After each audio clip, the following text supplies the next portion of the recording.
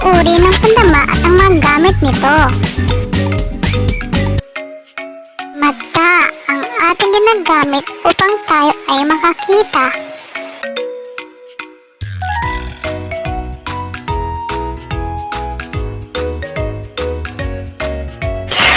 Halimbawa, mata ang ating ginagamit para tayo ay makabasa.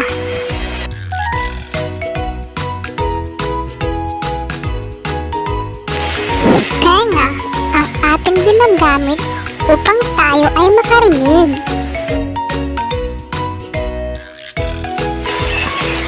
Halimbawa, tayo ay nakikinig ng musika. Ilong ang ginagamit upang tayo ay makaamoy.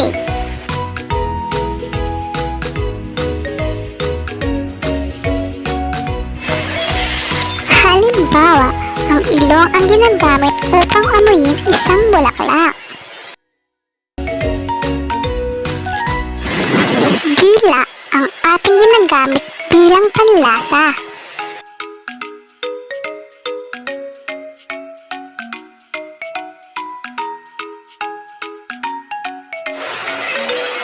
Halimbawa, ang dila ang ating ginagamit para matikman ang ating paboritong sorbetes.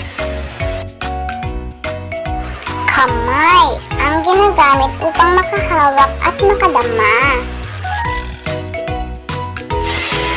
Halimbawa, kamay ang ating ginagamit upang matukoy kung ang isang bagay ay malambot. Hello mga kids! Welcome to my Johan's module! Tara mga kids, samahan niyo ako at sabayan sa paggawa ng aking module. Ang limang pandama. Ang limang pandama natin anak ay ilong, yan yung nose, na yun ang ginagamit natin pang amoy. Po? Tapos, yung eyes natin, yan yung paningin natin para tayo ay makakita. Next, tainga. Yan yung ears.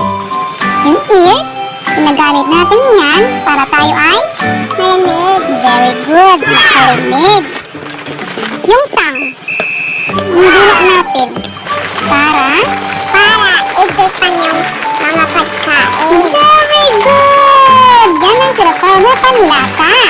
Galing! Yung pandama na, yung kamay natin. Ang kamay ay ginagamit na pangdama. Para maramdaman natin yung ating hinahawakan. O, yung hinahawakan mo.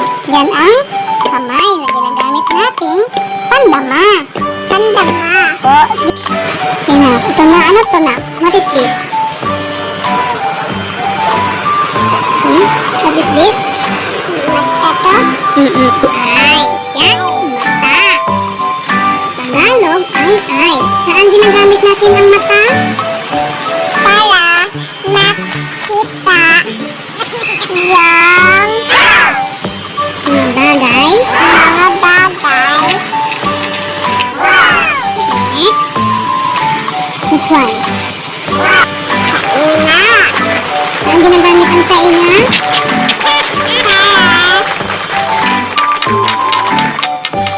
Makarinig. Okay.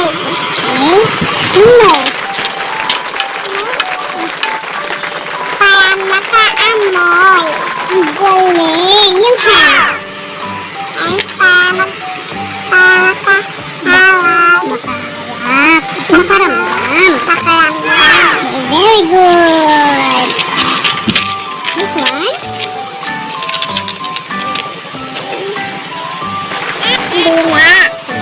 Para itikman yung mga pagkain. Very good! Sa muli mga bata, sambahan at sabayan niyo ako sa susunod ko pang paggawa ng aking module. Salamat sa Johan's Channel. Bye-bye!